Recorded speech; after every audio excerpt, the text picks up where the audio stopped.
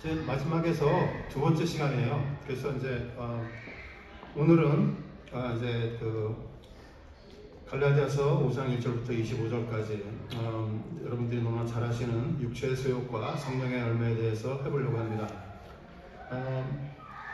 여기 지금 그림에 나와 있는 곳은 어떤 곳인지 우리 최명기 장로님께서 설명해 주시겠습니다. 가보셨잖아요. 저도 가봤는데 이거 세도나 아리조나죠 거기가, 그렇죠? 아리조나죠. 예. 세도나에 있는 그 홀리 크로스 교회입니다.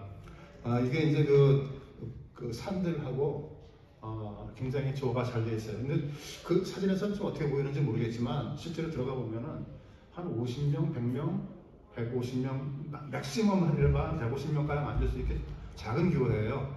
그런데 이렇게 보면은 저 각도라든가 그런 것이 저기 이제 전면이 다 이제 유리잖아요. 거기서 이렇게 바라보면은 그 뒤에 백그라운드가 이렇게 보면서 십자가가 딱 거기 이렇게 십자가를 있는 하에서 하늘나라를 우리가 올라보는 것처럼 그 디자인이 되어 있어요. 그래서 굉장히 제가 임프레시브하게 본 건물입니다. 교회입니다. 제가 이제 그 마지막 2시간에 뭘 보여드릴까 이제 고민하다가 세계에서 가장 아름다운 교회를 이제 좀 이렇게 골랐어요. 그래서 15개를 골랐는데 오늘은 제가 8개를 보여드리고 다음 주에 나머지 8개를 보여드릴게요. 오늘은 15위부터 8위까지입니다. 오케이? 예, 밑에서 올라갑니다. 자, 그래서 이거는 홀리 크로스 셰프이고 또 이것은 좀 묘상하게 생겼죠. 어디 있을까요? 한번 짐작해 보세요. 동남아시아? 저도 러시아? 오케이. 아직 답이 안 나왔어요.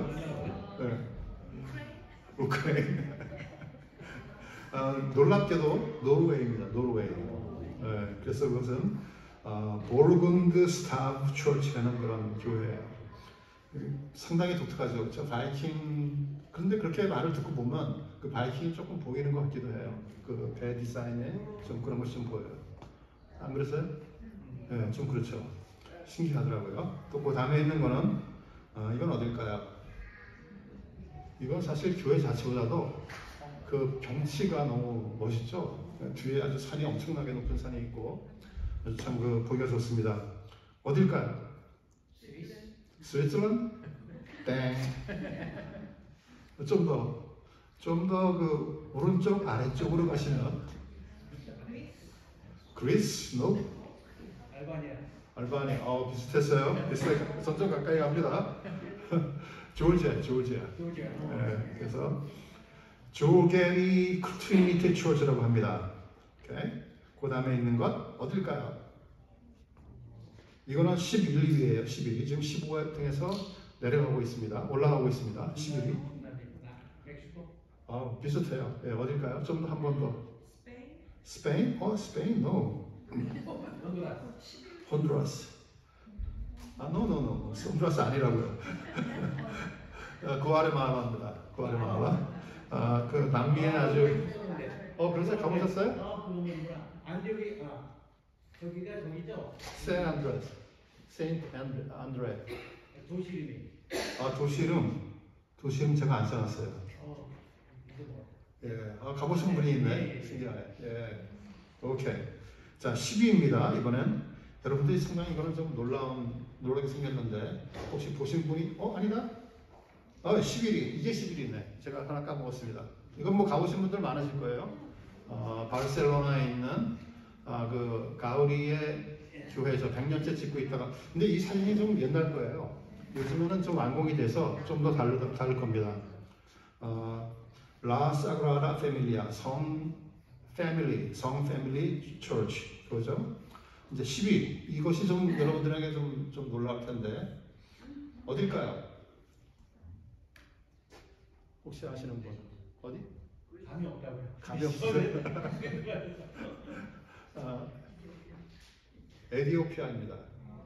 근데 이것은 건물이 이게 돌덩어리 하나예요. 돌덩어리 하나인데 땅을 파고 내려가서 그 돌덩어리를 다 드러낸 다음에 그 돌덩어리 안을 팠습니다. 그래가지고 창문 만들고 속에 별의별 거 다 만들고 방 다 만들고 만들었어요. 그래서 그렇게 만든 교회입니다. 교회 이름은 세인트 조지라는 교회예요. 근데 세인트 조지 교회는 이 건물만 있는 게 아니라 이렇게 땅을 파고 만든 그런 처치가 11곳이 모여 있다고 합니다. 그래서 이것뿐만 아니라 이게 제일 큰 건데 그 근처에 이렇게 강을 따라서 이쪽에 몇 개가 있고 이쪽에 몇 개가 있다고 합니다. 그런데 여러분들이 그 성경을 읽어보면 에디오피아에 대한 얘기가 나오잖아요. 사도행전 몇 장이죠? 7장인가? 7장인가? 7장 아닌데 8장이겠다. 예, 거기서 이제 그 에디오피아 그 내시를 만나죠. 그러면서 에디오피아가 굉장히 그 크리스천이기가 굉장히 빨리 전파가 됐습니다. 그래서 사실상 그 에디오피아는 굉장히 그 크리스천 그 트래디션이 굉장히 오래된 그런 곳이죠. 자, 이제 드디어 9위로 넘어갑니다. 이건 어딜까요? 멋있죠? 예. 이건 어딜까요? 독일? 정반대쪽으로 가시면 이건 콜롬비아입니다. 라하스 생츄리라는 것인데요.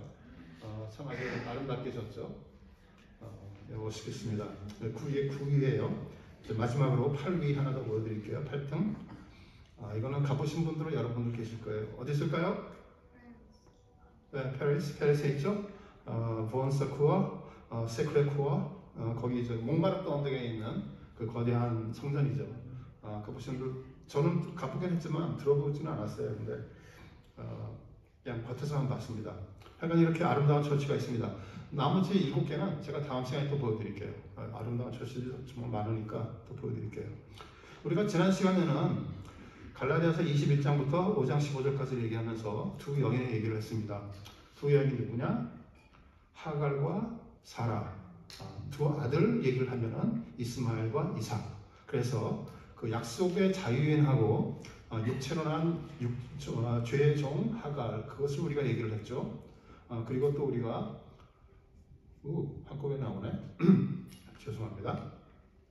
할례가 갈라디아에서 말하는 것이 할례뿐인가 아니면 율법 전체를 말하는 것인가 한 번 더 저희가 얘기했어요. 사실 제가 강의 초반에 첫 번째인가 두 번째 강의 때 그것을 이미 설명했지만 여러분들이 읽다 보면 또 좀 그 기억이 좀 왔다 갔다 할 수가 있으니까 여기서 말하는 것이 할례가 할례뿐 아니라 율법 전체를 얘기해야 되는 것을 제가 여러분들께 설명을 해드렸습니다.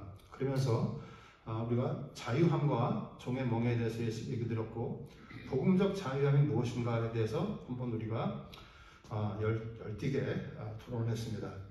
자, 오늘은 넘어가서 그러면서 제가 우리가 자유함을 남용하게 되면 어떻게 되는 건가 하는 거를 제가 미처 지난 시간이 안 돼가지고 못했거든요. 그래서 오늘 잠깐 그 얘기를 하고 나머지 시간은 육체의 습과 성령의 열매에 대해서 얘기를 할게요.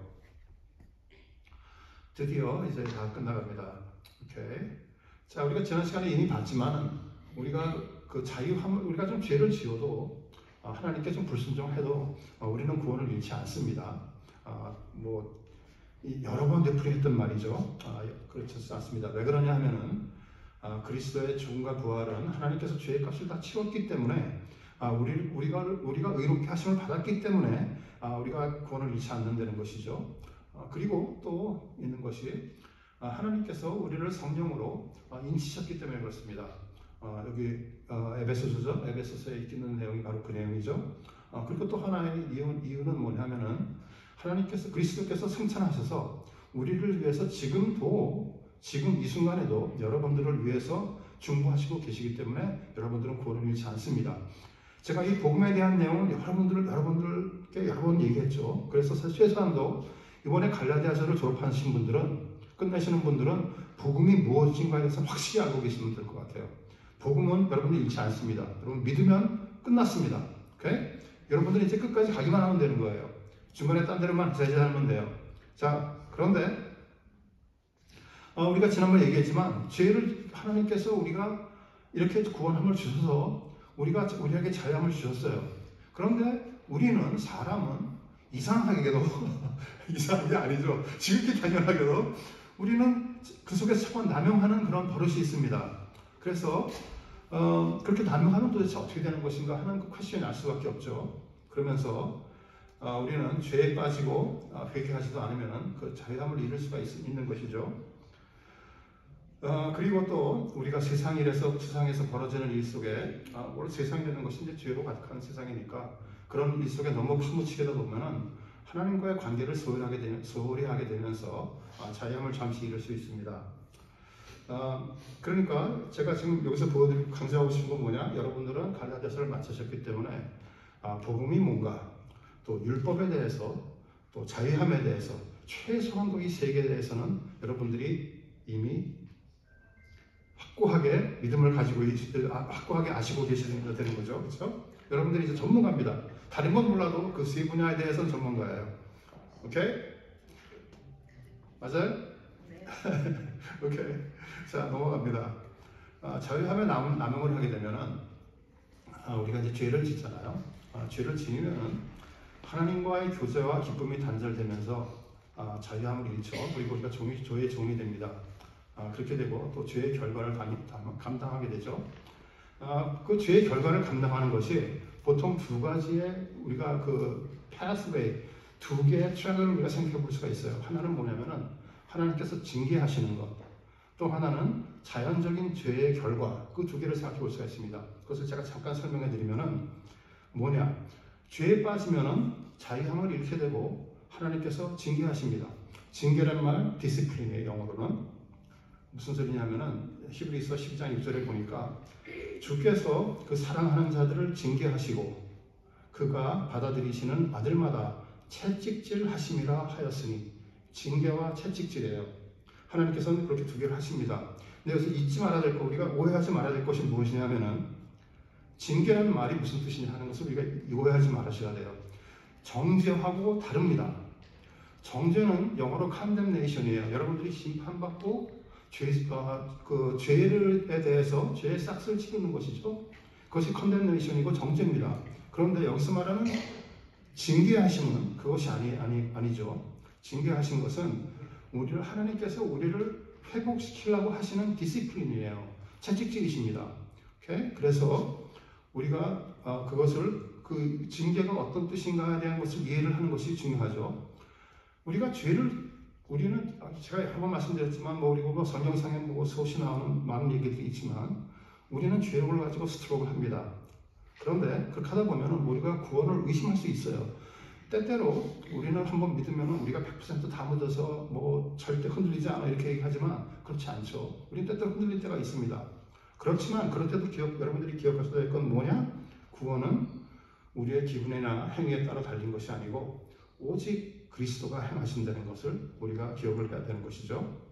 그것을 이제 대표적인 예가 뭐냐면은 그 사무엘하를 보면은 다윗이 죄를 저질렀죠. 그 바세바와 죄를 저질렀습니다. 하나님께서 용서하셨죠. 하나님께서 다윗을 정죄하지 않으셨습니다. 그런데 여전히 다윗은 그 정죄한 그 죄를 저지른 대가를 치렀죠. 그게 뭘까요? 기억하시는 분? 아들이 죽고 또 하나. 사실은 세 개인데 제가 두 개만 할게요. 또 하나는 아들과 딸 암논, 다말, 압살롬 서로 죽이고 강간하고 죽이고 그 결과가 얻었잖아요. 그러니까 죄의 결과가 그렇게 나타나는 거예요. 하나님께서 징계하신 겁니다. 그렇게 생기도록 허락하셨어요. 오케이? 자, 그렇게 죄의 결과가 나타납니다. 그것이 하나님께서 남용하면은 징계를 하십니다. 그런데 그것만 있는 것이 아니고 또 다른 트랙은 뭐냐면은 자연적인 죄의 결과가 우리가 감당해야 될수록 된다는 거예요. 무슨 소리냐면은 갈라디아서 6장 7절에 써있듯이 스스로 속이지 말라. 하나님은 업신여김을 받지 아니하시리니 사람이 무엇으로 심든지 그대로 거두리라. 심는 대로 거두리라고 되어 있어요. 그러니까 우리는 죄의 결과를 우리가 감당할 수밖에 없습니다. 예를 들자면 이런 거예요. 제가 거짓말을 했어요. 어떻게 되나요? 죄의 결과가 뭐죠? 거짓말의 결과가 사람들이 저를 트러스트 못하죠. 제가 거짓말하면 트러스트 못하죠. 그게 결과인 것이죠. 이것은 이제 하나님께서 세상을 창조하실 때 그런 원칙을 세우셨어요. 그렇기 때문에 그것은 하나님께서 꼭 그렇게 된다, 딱 그렇게 정죄하셔서 아니면 징계하셔서 그런 게 아니라 우리가 세상 속에 그런 하나님의 원칙이 들어가 있기 때문에 죄를 지으면 그 결과를 우리가 택하는 것이죠. 또 다른 걸 한번 생각해 보면 우리가 예를 들어서 비도덕적인 행위를 했다. 그렇게 되면은 우리 관계가 깨지는 거죠. 그렇기 때문에 우리는 우리가 비도덕적인 행위를 했을 때 우리가 관계가 깨지는 건 지극히 당연한 겁니다. 그래서 그 두 가지 방법으로 하나님께서 우리를 채찍질하고 또 이렇게 대결과를 감당하게 하시는 것을 우리가 알 수가 있죠. 죄는 뭐 여러분은 너무나 잘 아시지만 파괴적입니다. 요동할 수가 있습니다. 그리고 우리가 자유함에서 벗어날 수 있죠. 그런데 하나님께서는 우리를 가까이 부르시기 위해서 아까 말씀드린 것처럼 우리를 고치시기 위해서 우리를 회복하시기 위해서 징계와 결과를 모두 쓰시는 것이죠.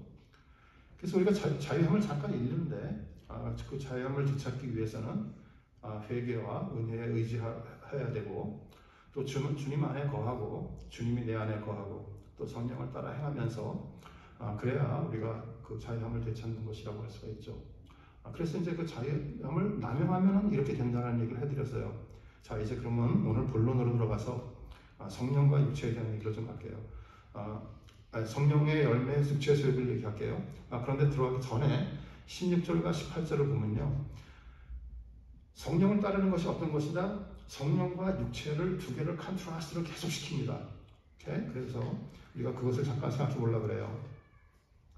우리가 일반 종교는 두려움으로 일반 종교를 믿는 그 동기는 우리가 두려움입니다.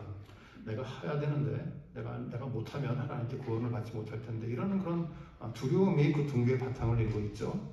그런데 우리 기독교는 그렇지 않습니다. 사랑의 바탕입니다. 우리가 지난 시간에도 봤던 그런 내용이지만 갈라디아서 5장 5절 6절을 보면은 성령으로 믿음을 따라 의의 소망을 기다리노니 사랑으로서 역사하는 믿음뿐이라 이렇게 되어 있죠. 여기 보시면 믿음이 나오고 소망이 나오고 사랑이 나옵니다. 여러분들이 너무나 잘 아시는 믿음, 소망, 사랑이 다 나오죠. 결국은 우리가 여기 지금 보면은 사랑은 믿음의 바탕을 두고 있고 믿음은 성령으로 인한 것이라는 것을 우리가 알 수가 있는 것이죠. 그렇기 때문에 우리가 살 수 있는 것, 사는 동안에 두 가지 동기를 가지고 살 수가 있습니다. 하나는 성령을 가지고 살 수가 있고 하나는 육체를 가지고 살 수가 있죠. 그러면서 갈라디아서 5장 16절에 뭐라고 되어 있냐 하면은 성령을 따라 행하라. 그래야면 육체의 욕심을 이루지 못하리라 이렇게 되어 있습니다. 그리고 17절에도 계속 이어지는 17절에도 보면은 육체의 소욕은 성령을 거스리고 성령은 육체를 거스리느니 이 둘이 서로 대적함으로 너희가 원하는 것을 하지 못하게 함이니라 이렇게 얘기를 합니다. 여기서 이제 한 가지 제가 말씀드리고 싶은 것은 뭐냐면은 여기서 말하는 육체의 소욕이라는 말이 제가 그 율법을 설명할 때 그 탐심, 10계명의 제 10번째 계명, 그 탐심이라는 말과 소욕이라는 말이 같은 말입니다. 그때 제가 설명을 어떻게 드렸죠? 탐심이라는 말은 over desire예요. 내가 원하는 것이 있는데 그것을 지나치게 원하면 탐심입니다. 그것이 우상이게 되고 그것이 하나님보다 앞서면 안 되는 것이라고 제가 설명을 드렸죠. 그러면서 10계명이 어떤 것인가 설명을 드렸습니다. 10계명은 1조부터 10계명까지 있지만 10번째 계명까지 있지만 1계명과 10계명이 같은 것이라고 제가 말씀드렸죠. 내 앞에 다른 것을 두지 말라는 첫 번째 계명은 결국 탐심을 품지 말라는 걸 제가 설명을 해드렸습니다. 그래서 모든 죄악은 결국은 이 탐심에서 over desire, 하나님을 앞에 다른 것을 두는 것으로 나오는 것으로 제가 된다고 설명을 해드렸습니다. 똑같은 내용이에요. 똑같은 내용입니다. 그래서 육체의 소욕은 뭐냐면은 내가 성령을 거스리고 육체를 따라가는데 그것이 뭐냐? 내가 가지고 있는 것을 원하는 것을 지나치게 원하는 것이다. 이렇게 얘기하고 있죠. 그 내용이 제가 지난번에 한번 말씀드렸지만 로마서 7장에 나오는 얘기입니다. 사도 바울이 똑같은 고민을 했어요. 하나님을 이제 예수 그리스도께서 나타나셔서 인생이 바뀌었습니다. 완전히 새 사람이 됐습니다. 그래서 가고 있는데 계속 하나님의 말씀을 생각하고 율법을 생각하면서도 보니까 내 마음속에 성령과 이 육체의 소욕이 계속 싸우고 있는 거예요. 그것과 스트럭을 한 내용이 바로 로마서 7장의 내용입니다. 제가 22절과 23절만 잠깐 한번 읽어드리면 이렇게 되어 있습니다. 내 속사람으로는 하나님의 법을 즐거워하되 내 지체 속에서 한 다른 법이 내 마음의 법과 싸워 내 지체 속에 있는 죄의 법으로 나를 사로잡는 것을 보는도다. 이렇게 되어 있습니다. 그러니까 사도 바울은 오라 나는 권고한 자로다라고 하고 고백을 할 수밖에 없는 거죠. 우리도 똑같은 고백을 할 수밖에 없는 것이죠. 자, 그래서 육체를 소유하는 것이 육체를 따라 행하는 것이 그런 것이죠. 여기서 한 가지 또 제가 중요하게 보는 것은 뭐냐면은 16절과 18절을 좀 보셔야 될 것 같아요. 여기 보면 이렇게 되어 있습니다. 제가 이게 펜이 될 때가 있고 안 될 때가 있어요. 제가 잘 모르겠는데 안 되는구나.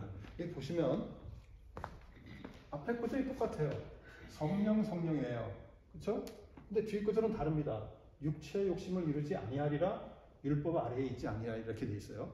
무슨 소리냐면은 여러분께 수학 공부를 좀 시켜드리면은 고등학교 이후로 처음 보시는 공식일 텐데 A = B면 A = C면 B = C죠. 맞잖아요. 그렇죠? 이거랑 성령이랑 이거랑 같대요. 성령이랑 이거랑 같대요. 그러면 이거랑 똑같은 거잖아요. 그렇죠? 그러니까 결국 저기서 말하는 건 뭐냐면은 사실상 성경에 보면요. 이 테크닉을 상당히 많이 씁니다. 그래서 여러분들이 성경을 보실 때 좀 이렇게 주의해서 보시면은 여러분들이 좀 이렇게 좀 깨달으시는 것이 좀 많으실 거예요, 아마. 결국은 무슨 소리냐면은 저희 뒤에 있는 육체의 욕심을 이루는 것이 율법 아래에 있는 것과 똑같다는 얘기예요. B = C니까. 오케이? 그래서 그 율법 아래에 있는 것과 같은 것이고 바로 그것이 우리를 불순종하게 만드는 불순종의 이유다라고 설명하고 있는 것입니다. 결국 그것이 무슨 소리냐 하면은 오늘 목사님께서도 설교 시간에 잠깐 얘기를 하셨는데 그리스도의 의로우심과 구원을 마다하고 내 스스로 의를 찾는 것이라는 것이에요. 결국 여기서 지금 갈라디아서 말하고 있는 모든 것은 내용은 뭐냐면은 모든 죄의 근본은 불순종의 동기는 자신이 주인이 되고 자기 삶을 보호하려고 하는 그 오버 디자이어 하는 거기서 온다는 것이에요. 바로 그것이 우리의 문제라는 것입니다.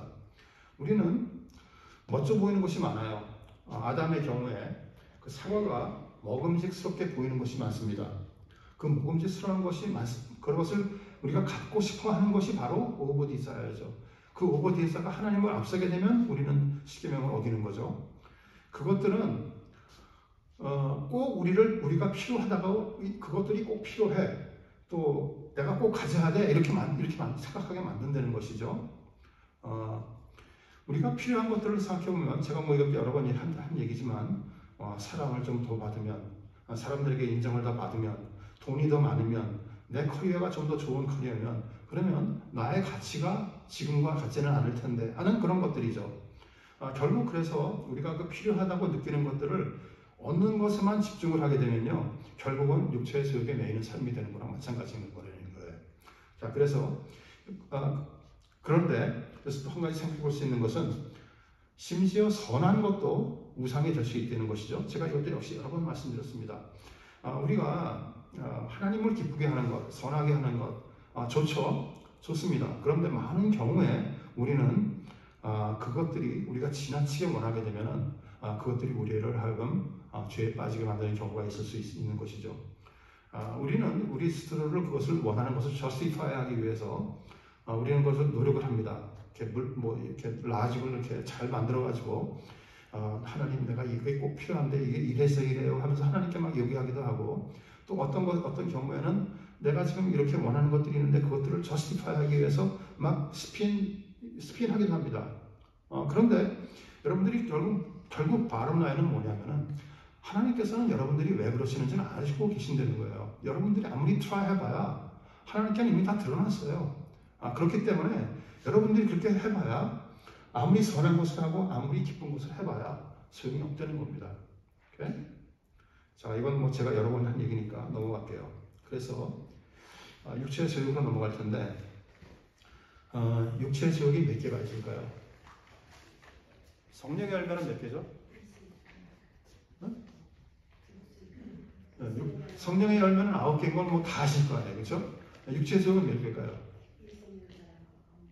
15개. 15개, 그렇죠? 보니까 1.5고 거의 2배가 가까워. 훨씬 많아요. 그렇죠? 왜 그럴까요? 왜 이렇게 육체적인 게 많을까요?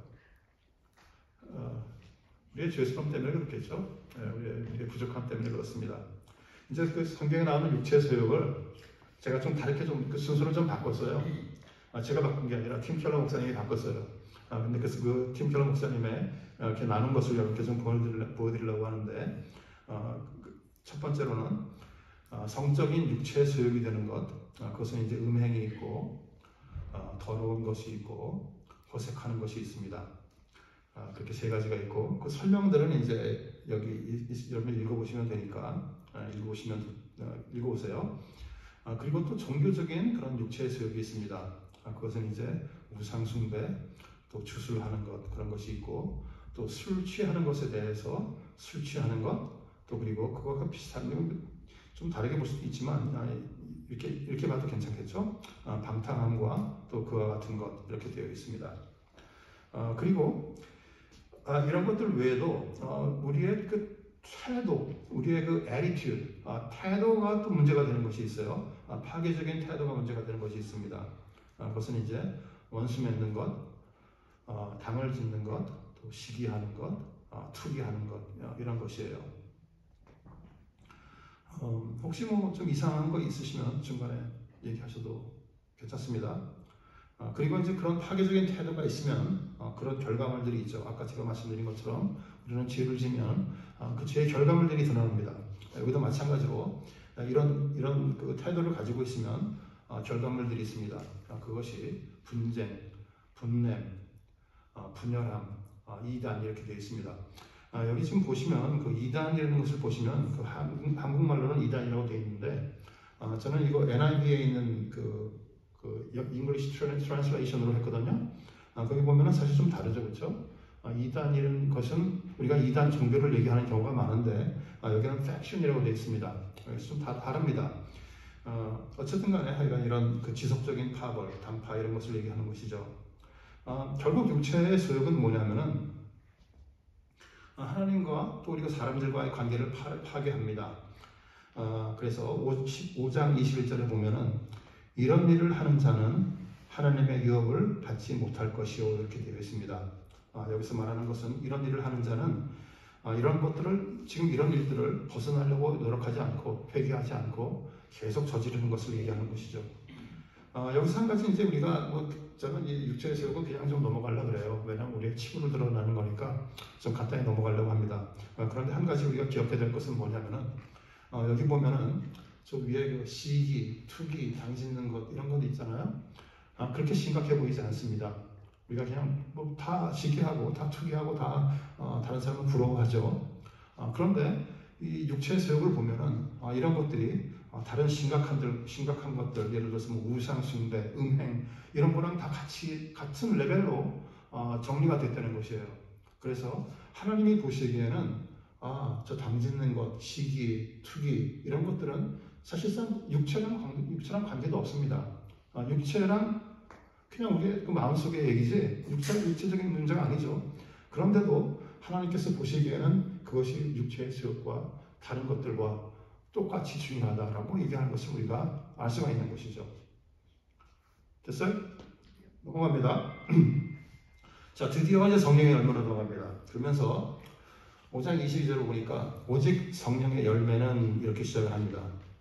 열매는 제가 옛날에 한번 잠깐 말씀드렸는데 농산물이죠.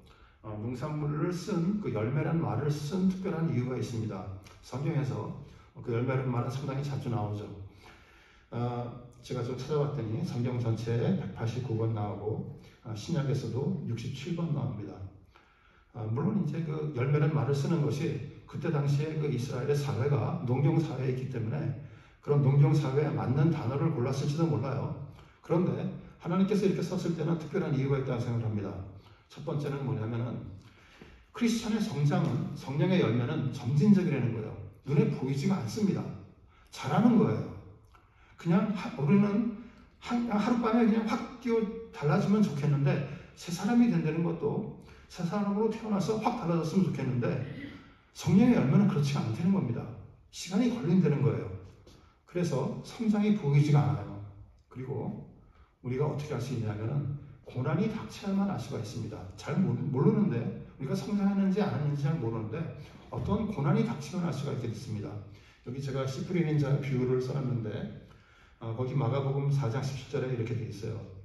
그 속에 뿌리가 없어 잠깐 견디다가 말씀으로 인하여 환난이나 박해가 일어나는 때에는 곧 넘어지는 자요, 이렇게 되어 있습니다. 그래서 우리가 이렇게 고난이 닥치면은 이게 성장이 어떤 사람은 제대로 되고 있는지 안 되고 있는지 우리가 금방 알 수가 있는 것이죠. 또 한 가지 생각해 볼 수 있는 것은 뭐냐면은 크리스천의 성장은 필연적이라는 거예요. 성령을 받으면 성장하기 마련입니다. 성장하지 않을 수가 없어요. 우리가 열매가 자라야 구원받는 건 아니죠. 우리가 이미 행위로 구원받는 게 아니라고 제가 수없이 얘기했으니까 여러분들이 이건 충분히 이해하실 거예요. 그런데 여기서 기억해야 될 건 뭐냐면은 하지만 열매가 맺지 못하는 믿음으로 구원받는 것도 아니라는 거예요.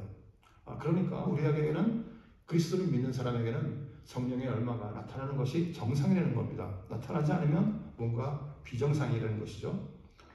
또 그리고 성령의 열매는 내부에서 시작되는 것이라는 거예요. 거기 제가 써놨듯이 사과가 사과나무를 살지 않는 것처럼 않는 것이죠. 사과는 나무가 살아있다는 증거입니다. 여기서 나무가 뭐죠? 예수 그리스도죠. 그렇죠? 우리는 거기서 맺어져 접붙여져 있는 가지이고 거기서 열매를 맺는 거죠. 그렇기 때문에 열매가 생명을 맺지 않고 생명이 있어야 열매를 맺는 것이죠. 가지가 생명이 없으면 열매가 맺을 수 없는 것이죠. 우리는 때때로 이렇게 생각을 해요. 그 성령을 하시는 일이 우리는 은사라고 생각하는 경우가 많습니다. 여기서 말하는 은사라는 것은 뭐 방언, 병 고치는 것, 예언하는 것, 또 무슨 기적을 행하는 것 이런 것이라고 생각하는 경우가 많습니다. 그럴 때도 있고 아닐 때도 많이 있습니다. 우리가 이제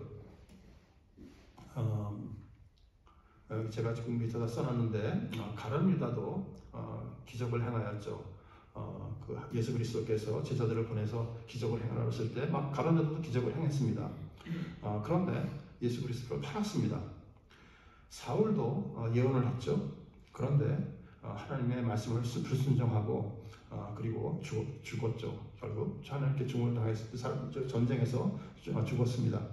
자, 이렇게 보시다시피 우리가 그 은사라는 것이 성령이 하시는 일이 은사가 아닙니다. 은사일 수도 있고 아닐 수도 있습니다.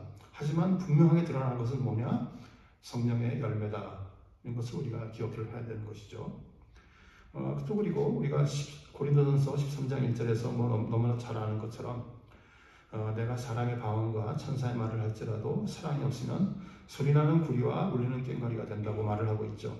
결국은 은사가 넘쳐나도 아까 말씀드린 무슨 방언을 한다거나 또 병 고치는 것이라든가 예언을 하는 것이라든가 기적을 하는 것이 넘쳐나도 그 우리 마음속에 사랑이 없으면 다 소용이 없다는 것입니다. 결국은 뭐냐?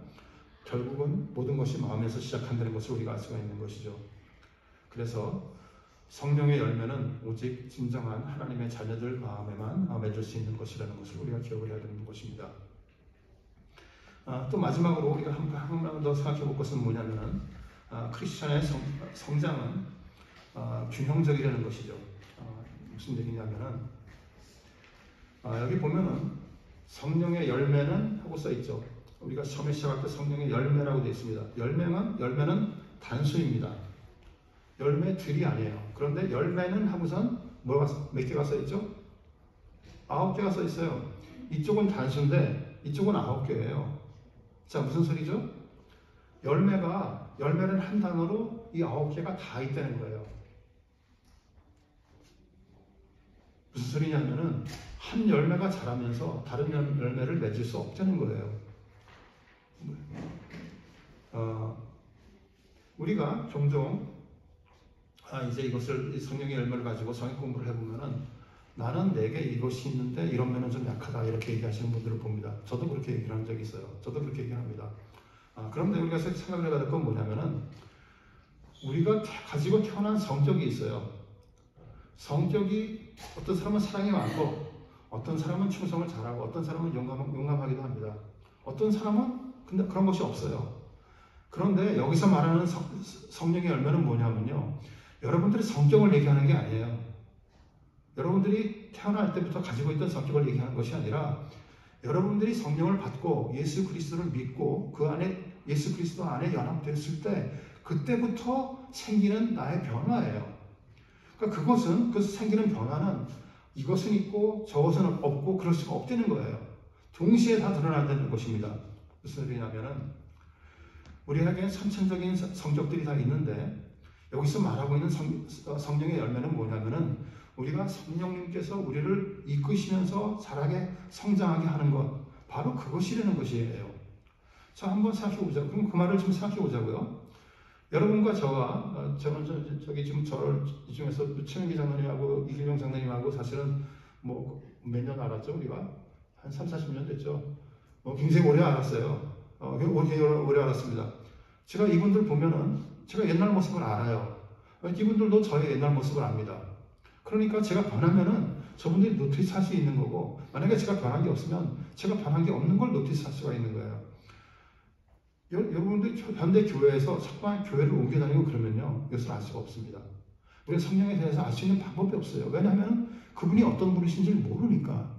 그래서 교회에서 이 자꾸만 그 서로를 이렇게 형제를 도우라 우리 공동체 안에서 하는 그런 포커스가 뭐냐면은 여러분들이 한 믿음의 공동체 안에서 계속 서로 같이 자라가야 된다는 것에 그렇게 포커스를 두는 거예요.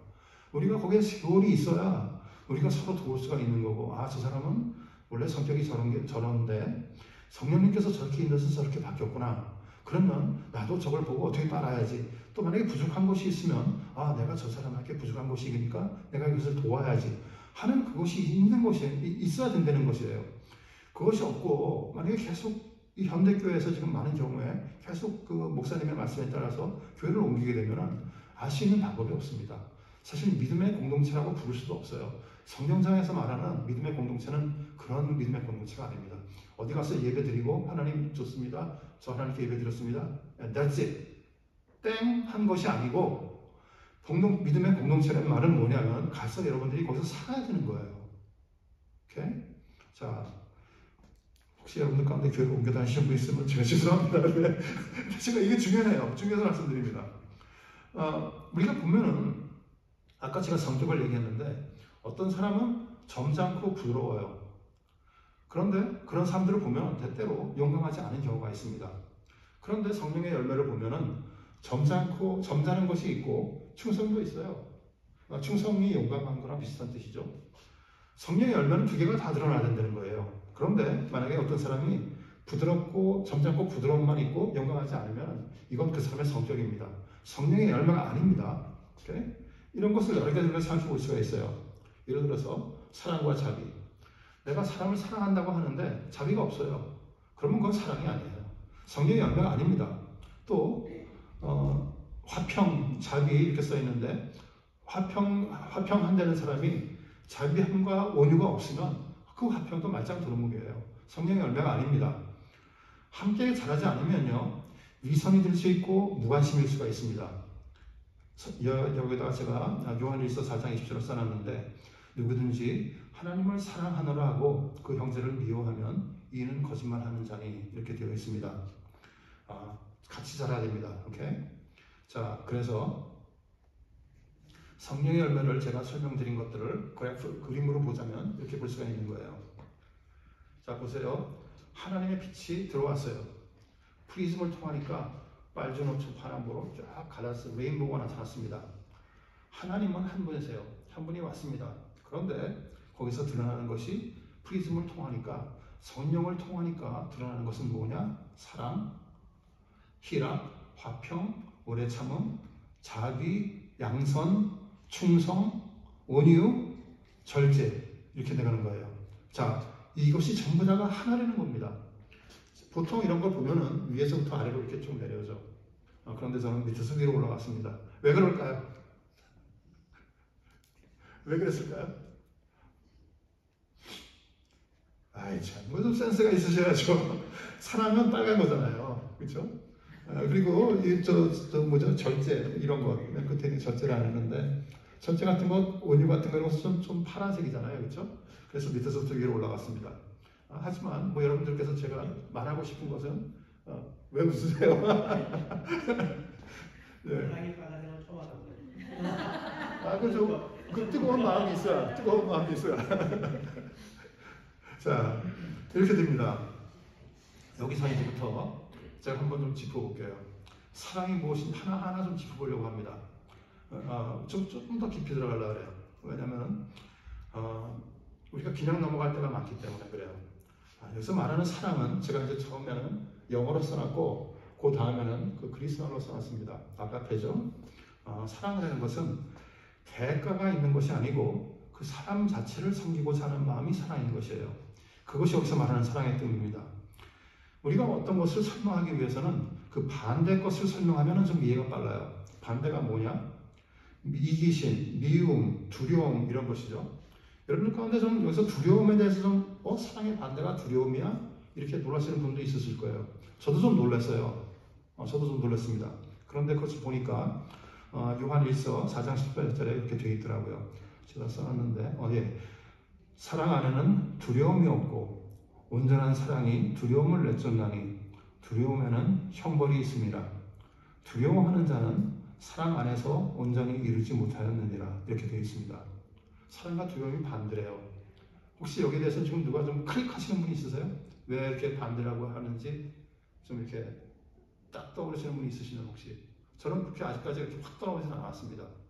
좀 더 제가 이거 가지고 고민을 좀 더 해봐야 될 것 같아요. 아직 정리가 좀 덜 됐습니다. 그래서 저는 말씀을 못 드리는데 혹시 여러분들까지 좀 있으시면 두려움도 신뢰가 안 된다는 의미가 신뢰가 없다? 안 돼요. 신뢰가 안 된다. 오케이.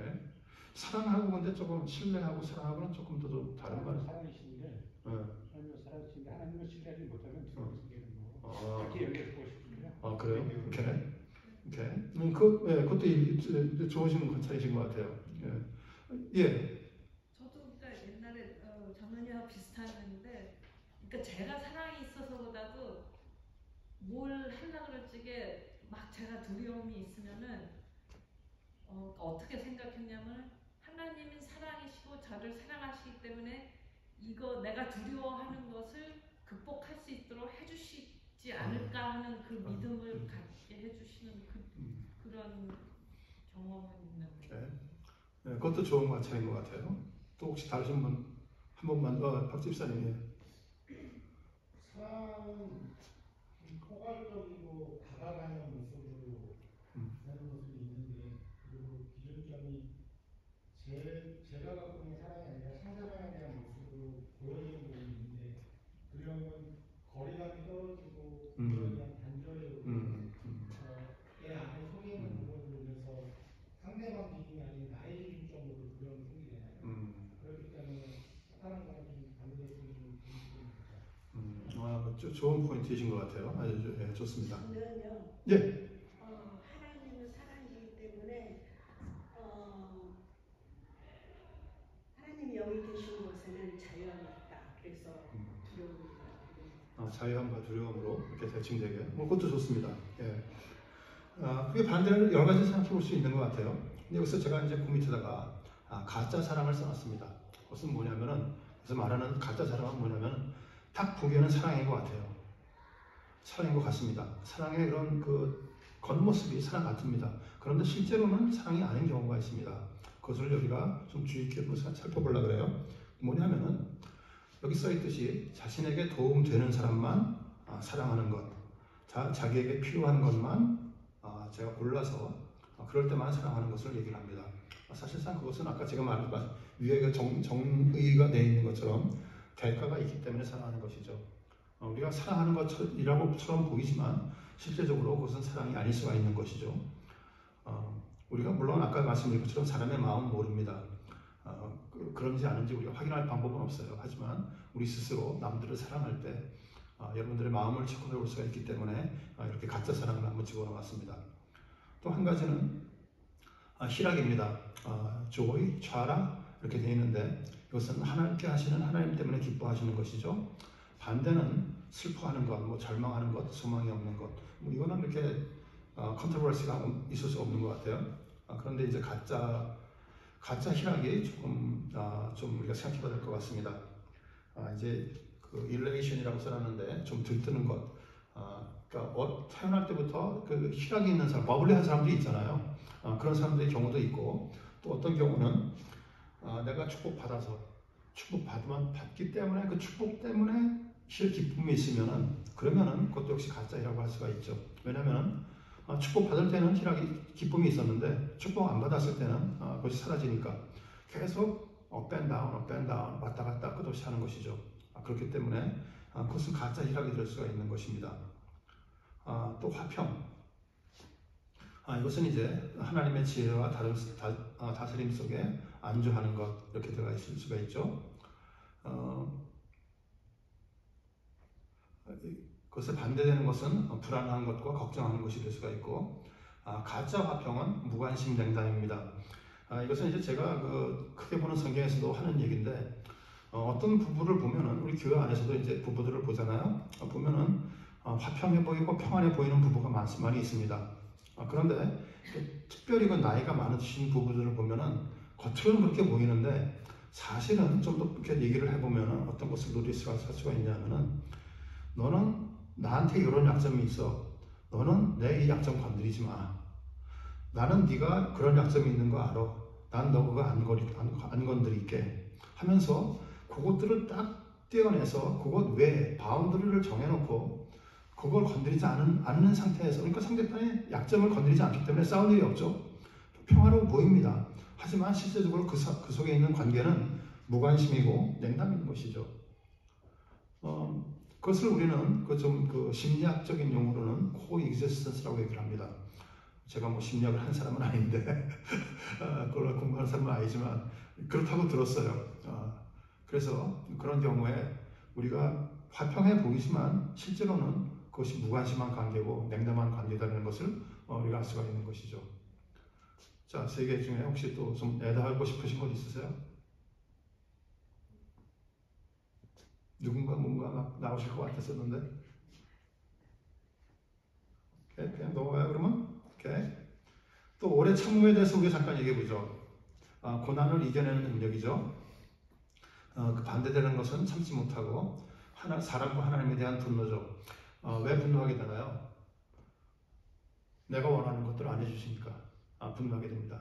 또 이 세상에 저스티스가 없어요. 이 세상이 공정하지가 않아요. 그러면 하나님 도대체 이 세상은 왜 공정하지 않습니까? 라고 하나님께 분노하는 것이죠.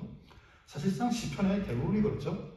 시편에 읽어보시면 시편의 거의 대부분이 이 세상은 왜 이렇게 불공정합니까? 이스라엘 사람들은 특별히 그 바빌론 사람들에 대해서 저 사람들은 이렇게 잘 살고 잘 먹고 잘 사는데 왜 나는 이 모양이 꼴입니까? 하면서 하나님께 한탄하는 그런 것이죠. 거기서 우리가 가짜 오래 참는 냉소고 무관심인 것이죠. 예를 들자면 이런 거인 것 같아요. 우리가 우리 애들을 생각해 봤을 때 우리 애들이 좀 부족하여도 참고 인내하고 사랑하는 것이 오래 참음인데 그러지 못하고 그러지 않고 아예 그냥 무시하고 저도 조금 이런 면이 때때로 있어요. 때때로 무시하고 그냥 나가는 것. 그러면 참는 것이 아니죠. 그것은 그냥 무관심한 것이죠. 관심이 부족한 것이죠. 그런 것이 그 가짜 오래 참음인 것처럼 보이지만은 실제적으로는 오래 참는 것이 아니라고 볼 수가 있는 것이죠. 또 그리고 이 자비가 있고 그 양선이 있습니다. 사실 이거는 이 두 개가 제가 이렇게 구분을 하려고 해도 사실 구분하기가 쉽지는 않더라고요. 굉장히 비슷합니다. 써 있는 것들을 이렇게 읽어보시면 될 것 같아요.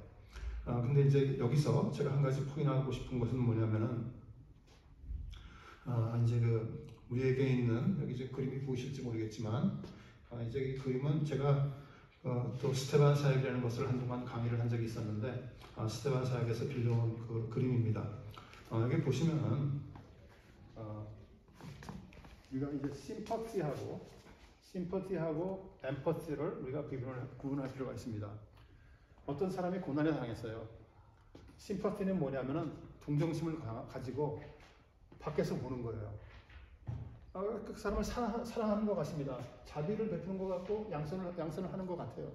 그런데 실제적으로는 이 사람을 멀리서 지켜보고 동정심만 가지고 있는 거예요.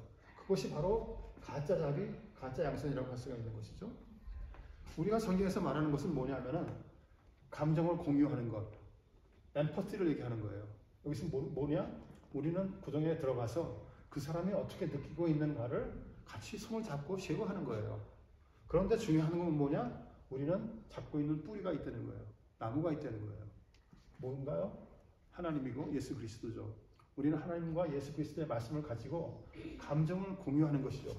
그것이 진짜의 자비고 그것이 바로 진짜의 양선인 것이죠. 만약에 그것이 없으면 저랑 그렇게 그냥 동중에 그치고만 안 되면 사실상 가짜 자비와 가짜 양선에 그치고 마는 것이죠. 자, 이 세 개에 대해서 혹시 또 누가 좀 인사이트풀한 무슨 코멘트가 있으시면 또 넘어가요? 오케이. 예. 여기 지나친 동정감 저것은 뭐냐면요.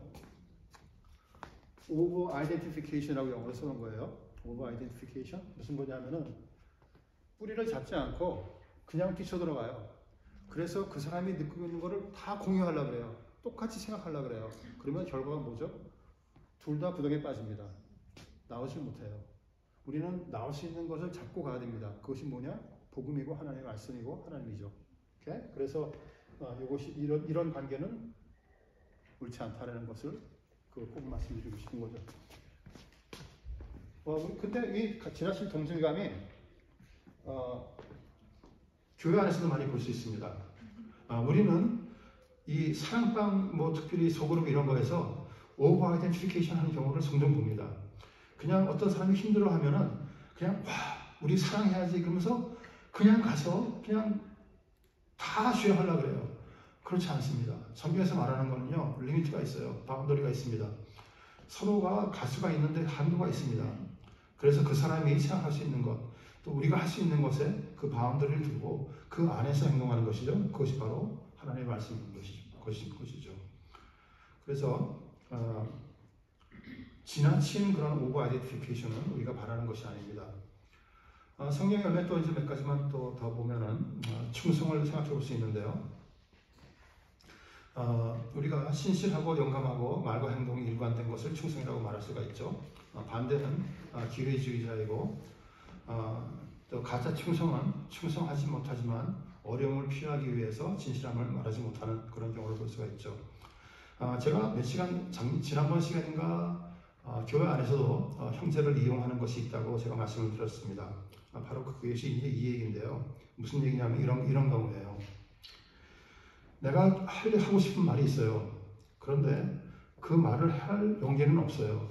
그러니까 우리는 형제를 이용해서 그 사람을 부추겨서 그 사람이 나를 대신해서 얘기해 주려고 하는 그런 경우가 종종 봅니다.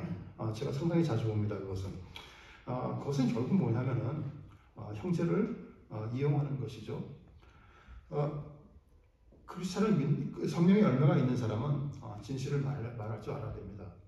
진실을 말하지 못하고 용기가 없으면 그러면은 문제가 되는 것이죠. 제가 이것에 대해서 특별히 이렇게 좀 강조하는 이유는 뭐냐면은 이런 모습을 제가 영적 리더들에서 많이 봅니다. 교회에서 우리들의 리더들이 이렇게 하는 경우를 많이 봅니다. 자기가 하고 싶은데 목사님한테 찍힐까봐 아니면 또 교인들한테 찍힐까봐 얘기를 못해요. 그러면서 자기가 하고 싶은 얘기를 다른 사람을 말 잘하는 사람을 골라서 그분들을 부추깁니다. 자기가 말을 하고 싶지 않으면요, 하지 못하면 하지 말으셔야 돼요. 남한테 미루시면 안 됩니다. 이제 제가 특별히 이것이 제가 좀 조심스럽게 말씀드리는데요. 제가 이제 영적 리더에 대한 얘기니까 좀 조심스러운데, 목사님이라든가 선교사님들이 대해서 제가 이것을 자주 봅니다. 물론 그분들이 하고 싶은 사역이 있어요. 그리고 또 많은 사람들한테 도움을 줄 수가 있을 것 같고, 그리고 복음을 잘 전파할 수 있을 것 같아요. 그런데 거기서만 매달리게 되면요, 그것을 다 이루는 것에만 매달리게 되면은 여기서 이것이 독이 될 수가 있다는 거예요. 그래서 지금 어떤 사역은 이제 그 사역에 꼭 필요한 사람들을 이렇게 쓰셔서 잘 쓰기를 원하시는 분도 있습니다. 그럼 제가 다 그렇다는 것이 아니고 잘 쓰기를 원하는 것이 있습니다. 그런데 만약에 그것이 이제 끝난 다음에 그 사람을 버려버리면 이것은 이용하는 경우가 되겠죠. 좋지 않습니다. 제가 지금 혹시 말을 좀 조심해서 하느라고 했는데 혹시라도 제가 잘못 얘기했으면 여러분께서 알아서 걸러 들으세요. 여러분들은 초신자가 아닙니다. 이렇게 자 이제 한 단계 위에요. 그러니까 좀 걸러 들으세요. 예, 그런 경우를 제가 여러 번 봤습니다. 그래서 좀 우리가 이렇게 좀 하나님을 위한다고 하지만 그것을 이루기 위해서 형제를 사용하고 이용하는 것은 제가 너무도 좀 가슴에 걸립니다. 그래서 그러지 않았으면 좋겠어요. 자, 넘어가서 또 지나치게 또 이제 또 파고들면 안 되니까 온유. 온유 하면은 점잖고 겸손하고 자기 이익을 넘어서는 것을 얘기하죠. 반대로 얘기하면은 우월감과 자만감이라고 얘기할 수가 있고, 가짜 온유는 자신을 너무 낮게 보는 것이라고 얘기할 수가 있습니다. 열등감이라고 얘기할 수가 있죠.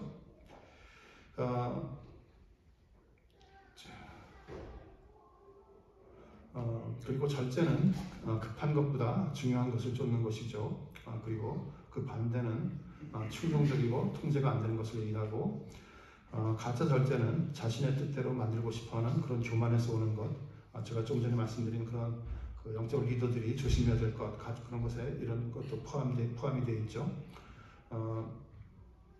제가 지금 충성과 그 절제를 두 개를 이것을 잘못하게 되면 아까 제가 조금 전에 말씀드린 그런 영적 리더들이 저지르기 쉬운 그런 죄를 범할 수 있다.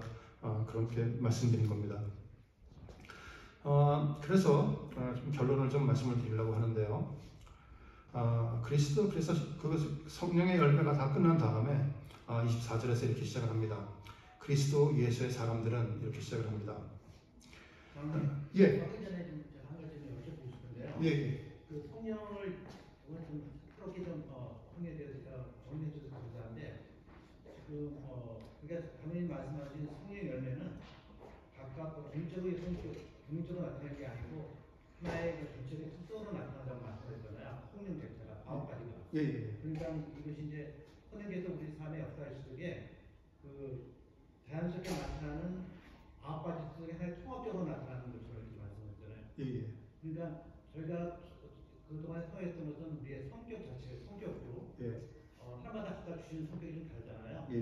그것도 어떻게 보면 하나님들이 우리한테 주시는 그거 맞잖아요. 그러니까 그게 지금 당연히 말씀하시는 거는 성격하고 성령의 열매는 완전 구별된 거라고 말씀하시는 거 맞죠? 그렇게. 아까 하나님께서 쓰는 거는 뭐 성격도 쓰시고 성령의 열매도 쓰시겠죠. 그렇지만 우리가 여기서 지금 성령을 우리가 받은 사람으로서 되었을 때 우리가 우리 속에 드러나야 되는 것이 어떤 것인가를 점검해 보는 것이죠. 이것은 꼭 하나님께서 뭐 같이 쓰냐 따로 쓰냐 이런 차원의 얘기가 아니고 성령이 성령의 9개 열매 중에서 어떤 것은 성격자도 도톡이 더 많이 나타날 수 있잖아요. 그 9가지 성격 중에서 예를 들면 이제 어떤 사람이 얘를 온유하다면 그 사람 성격이 온유하면 그 성격 자체가 더 크게 온유가 딴 열매보다도 더 크게 나타날 수 있잖아요. 그래서 지금 제가 작년 말씀 그라는 것도 아니고 제가 보면서 제가 좀 잘못 이해하겠다는 것을 제가 좀 깨달았어요. 성경하면은 제가 아까 작년 맨 마지막 때는 그 몇 가지가 나타나는 것처럼 생각했었거든요. 작년 말씀하시고는 그것이 하나의 통합적으로 나타나니까 그게 몇 가지 것 같아요. 그 성경 자체에서 그거하고 우리가 갖고 있는 주신 그 성격하고는 지금 이게 구별되는 거라고 좀 생각을 제가 받으거든요. 그러니까 지금 성령 안 받은 사람은 그냥 성격대로 사는 거잖아요, 지금. 그렇죠. 성격에서 나타나는 하나의 어떤 뭐 열매일 수도 있는데.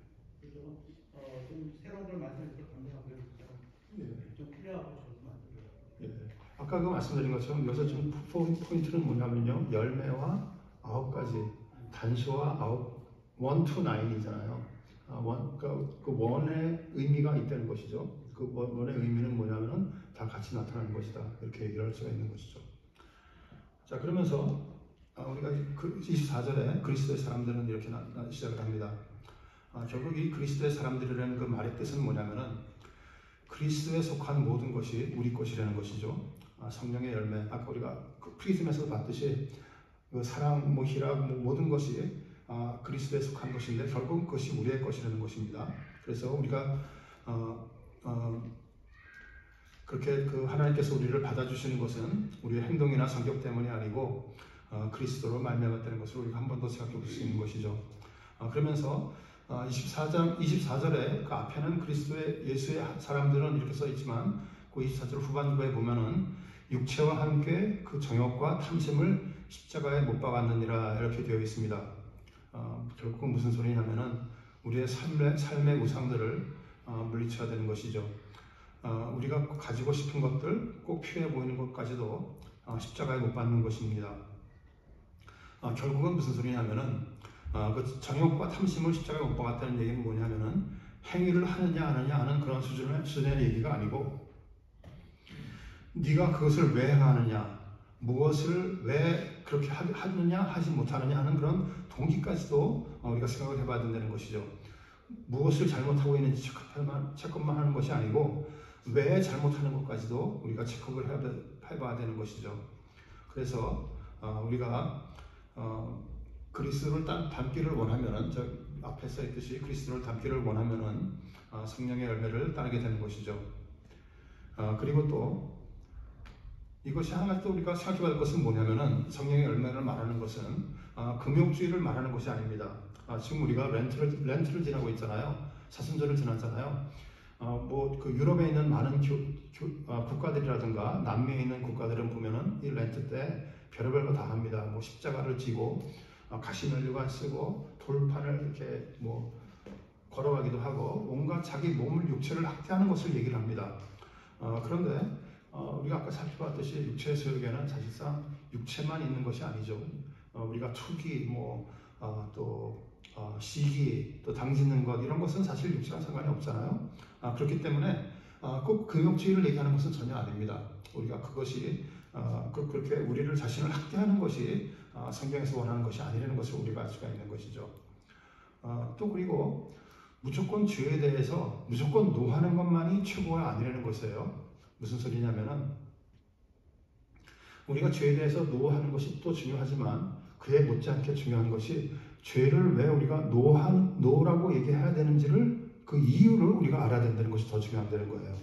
무슨 소리냐면은 갈라디아 교회 사람들도 율법에 대해서 무조건 노하려고 그랬어요. 왜냐하면 율법을 따르려고 했기 때문에. 그런데 결국 바울이 뭐라고 하느냐 하면은 율법 안에서 의롭다함을 얻으려 하는 너희는 그리스도에게서 떨어지고 은혜에게서 떨어진 자노라 이렇게 얘기를 합니다. 그렇기 때문에 우리는 사실상 그렇게 무조건 노하려는 것이 아니고 우리가 우리의 그런 동기를 체크해 봐야 되는 것이죠. 그리고 조금 전에 제가 그 24장 후반부를 읽으면서 내가 그리스도와 함께 십자가에 아니죠. 그렇게 된 말씀을 드렸는데 어디 있는가요? 제가 지금 이렇게 우리가 지난번에 2장 20절을 봤을 때 그 비슷한 얘기를 했습니다. 이미 얘기를 했습니다. 그때 내가 그리스도와 함께 십자가에 못 박혔나니 이라는 얘기를 그때 했죠. 우리가 이미 십자가에 못 박혔습니다. 그렇죠? 2장 20절에 따랐으면. 그런데 지금 여기서 말하는 것은 정욕과 탐심을 십자가에 못 박는 것은 계속되어야 되는 것이죠. 우리가 이미 우리 자신을 십자가에 못 박혀서 우리가 구원을 받은 것, 우리가 의롭게 된 것은 이미 이루어졌습니다. 그런데 정욕과 탐심을 우리가 십자가에 못 박는 것은 우리의 데일리 라이프, 매일매일 생활에서 우리가 그렇게 해야 되는 것이죠. 그렇게 됐을 때 무슨 소리냐면은 우리가 성령으로 살면 성령으로 행할지니 이렇게 되어 있습니다. 그래서 여러분들과 저도 모두 마찬가지로 우리가 성령으로 살기 때문에 성령의 인도하시는 대로 우리가 따라가야 되는 것이겠죠. 자, 그래서 여기까지입니다. 오늘은 다음 시간에는 우리가 맨 마지막 부분 이제 그 서로를 어떻게 얘기해야 되는지 그리고 바울이 갈라디아 사람들에게 보내는 그런 그 마지막 부탁의 말씀들을 살펴보면서 강의는 이번 갈라디아서를 마치려고 합니다. 혹시 질문 있으세요?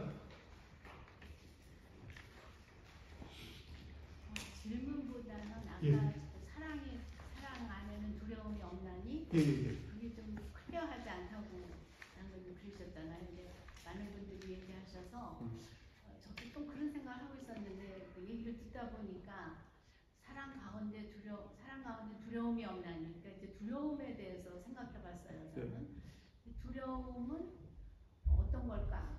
그러니까 저는 두려움이 제가 무슨 큰 손해를 보든지 저한테 이제 무서운 일이 닥친다든지 뭐 그런 것이 저한테 두려움인데, 제가 만약에 사랑 안에 그렇게 거할 수 있다면 그 두려움이 정말 없지요 저한테. 그러니까 용기도 낼 수 있고 이제 그래서 그게 좀 클리어하게 된 것 같아요 오늘 저는. 사람들이 얘기를 들으면서. 그래서 감사합니다. 오케이, 감사합니다. 성경에서 두려움이라는 말이 복합적인 의미가 있어요. 지금 좀 이건 사실 조금 더 깊이 들어가는 얘기이기 때문에 제가 스킵보고 했는데, 하나님을 성경 구약에서, 특별히 구약에서 하나님을 두려워하는 것은 하나님을 경배한다는 얘기랑 같습니다. 그래서 그 두려움이 정확히 그 뜻이 어떤 것인가는 좀 복합적인 의미가 있습니다. 여러분들이 그냥 생각하는 그런 두려움의 의미만이 성경에서 말하는 두려움은 사실은 아니에요. 그래서 물론 그런 뜻도 있지만 그런 두려움, 우리가 생각하는 두려움의 뜻도 있지만은 그 하나님을 두려워한다는 말은 그런 복합적인 의미가 있습니다. 경배한다는 의미가 또 있습니다. 하나님이 너무도 위대하시기 때문에 그 앞에 두려워할 수밖에 없는 거예요. 그래서 베드로도 마태복음 5장인가요? 아니 어디죠? 마가복음 5장인가요? 거기 보면은 예수 그리스도께서 제자를 불러 모으잖아요. 그랬을 때 너 저기 가서 고기 잡아, 그랬을 때 고기를 잡아 올리잖아요. 그랬더니 베드로가 뭐라고 했습니까? 주여 내게서 떠나소서 그랬어요. Depart from me, depart from me. 내게서 떨어지세요. 그게 바로 그겁니다. 그러니까 하나님이 너무도 위대하시기 때문에 하나님 제가 어떻게 가까이 하겠습니까? 그런 의미가 또 들어가 있습니다. 하나님을 경배하는 의미랑 같은 의미도 또 들어가 있습니다. 그래서 오늘은 여기까지 하고 제가 잠깐 기도드리고 그리고 마칠게요. 하나님 아버지, 우리가 오늘 성령의 열매와 또 육체의 소욕에 대해서 얘기를 했습니다. 하나님 아버지시여, 우리가 얘기를 하면서 하나님의 뜻을 찾기를 원합니다. 혹시라도 하나님께서 원하시는 것이 아니었는데 저 자신의 육체의 소욕으로 말미암아서 들어간 것이 있다면 하나님 아버지여, please correct me. 그러지 않도록 인도하여 주시길 간구드립니다. 인도해 주시길 간구드립니다. 하나님 아버지, 우리가 하나님의 말씀을 올바로 배우기를 원합니다. 우리가 조금이라도 우리를 내세우지 않고 하나님께 겸손할 수 있도록 도와주시고, 우리가 진실된 마음으로 하나님께서 원하는 그 성령의 열매들이 어떤 것인가 우리가 생각해보는 삶을 살 수 있도록 저를 인도해 주시고 축복해 주시옵소서. 항상 우리의 성경 말씀을 같이 공부하시는 여러분들께 내 삶에도 함께 하셔서 우리가 또 언젠가 또 다시 만나고 또 우리가 서로 볼 때도 우리 삶 속에서 그런 그 성령의 열매들이 주렁주렁 매달려서 하나님 보시기에 착하고 선한 종이었다는 그런 축복의 말씀을 우리가 들을 수 있도록 저희를 축복해 주시옵소서. 주신 것 모든 것 감사드리며 예수 그리스도 이름으로 간구드렸사옵나이다. 아멘. 감사합니다.